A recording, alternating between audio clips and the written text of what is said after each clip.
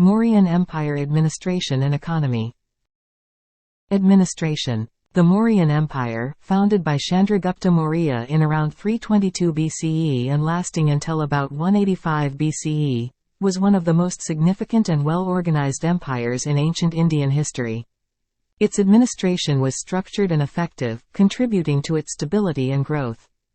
Here is a detailed overview of the administration of the Mauryan Empire. Central administration. The central administration of the Mauryan Empire was headed by the king, who held absolute power. The king was advised by a council of ministers, which included various officials responsible for different aspects of governance. Provincial administration. The empire was divided into several provinces known as janapadas. Each janapada was further divided into smaller administrative units called vishayas, or mahajanapadas. These units were administered by officials appointed by the king. The head of a vishaya was known as a vishayapati. Local administration. The smallest administrative units were known as gramas, or villages. The administration at the village level was overseen by a village headman, who was responsible for maintaining law and order, collecting taxes, and ensuring the welfare of the village. Administrative structure. The Mauryan administration had a well-defined hierarchy of officials who managed various aspects of governance. Some of the key officials included Mahamatyas. These were high-ranking ministers who advised the king on important matters. They held positions of authority and assisted in policy-making and decision-making. Yukti. These were officers responsible for intelligence and espionage. They played a crucial role in gathering information about internal and external matters. Adhyakshas. These were superintendents responsible for overseeing various departments such as trade, agriculture, and industry. They ensured that policies were implemented effectively. Rajukas. These were administrative officers responsible for maintaining law and order, resolving disputes, and ensuring justice at the local level. Sanidata. These officials were in charge of treasuries and finances. They managed revenue collection, taxation, and the distribution of resources. Antipalas.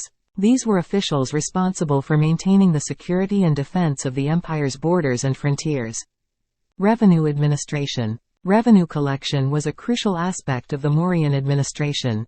The empire followed a sophisticated taxation system, which included land revenue, customs duties, and taxes on trade and commerce. The revenue collected was used for the maintenance of the administration, the army, and public infrastructure. Judicial system. The Mauryan Empire had a well-developed legal system. Disputes were settled by local councils, and there were higher courts for more serious cases. The king played a role in the administration of justice and ensuring that laws were upheld.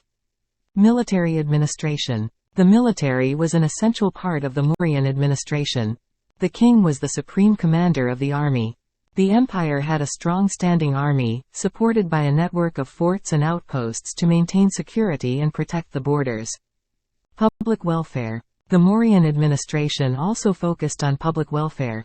The emperor, Ashoka in particular, implemented policies to promote the well-being of his subjects.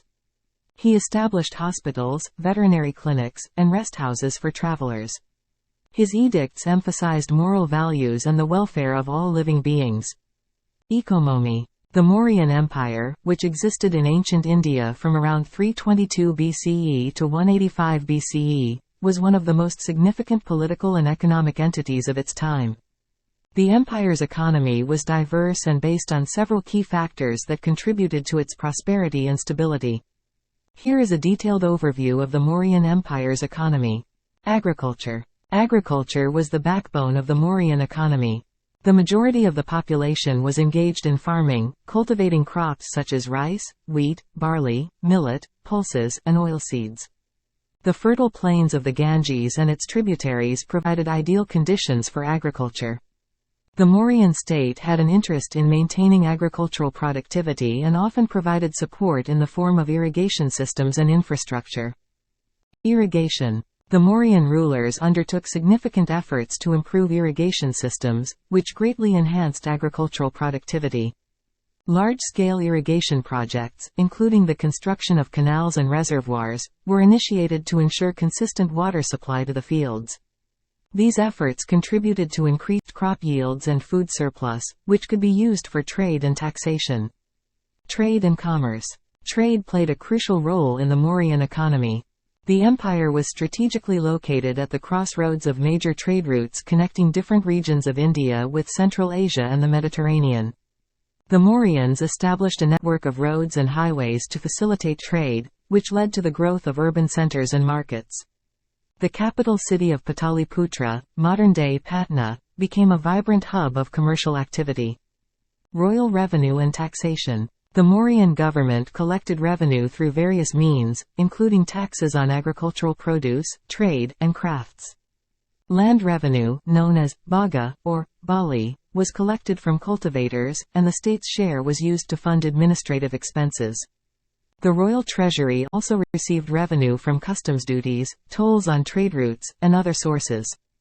Artisans and crafts. Artisans and craftsmen played a significant role in the economy. Skilled workers produced a wide range of goods, including textiles, pottery, metalwork, jewelry, and woodcraft. These products were not only consumed within the empire but were also traded with other regions, contributing to economic growth. Mining and metallurgy. The Mauryan Empire was known for its advancements in mining and metallurgy. The extraction of minerals like iron, copper, gold, and silver supported the production of coins, weapons, and tools. The empire's economic strength was partially due to its ability to access and utilize these valuable resources. Coinage. The Mauryan rulers introduced a standardized coinage system, which helped facilitate trade and commerce. The silver and copper paunch-marked coins were widely used for transactions. The Mauryan coins featured inscriptions in Brahmi script and often depicted symbols related to the ruler's authority. Administration and regulation. The Mauryan state played an active role in regulating trade, maintaining law and order, and overseeing the economy. Officers were appointed to ensure the smooth functioning of markets, prevent fraud, and resolve disputes. The state's involvement in economic matters contributed to stability and encouraged trade. Cultural exchange. The Mauryan Empire's economic interactions with other regions led to cultural exchange and the spread of ideas, technologies, and commodities. This exchange of goods and knowledge contributed to the overall development of the empire. Thank you.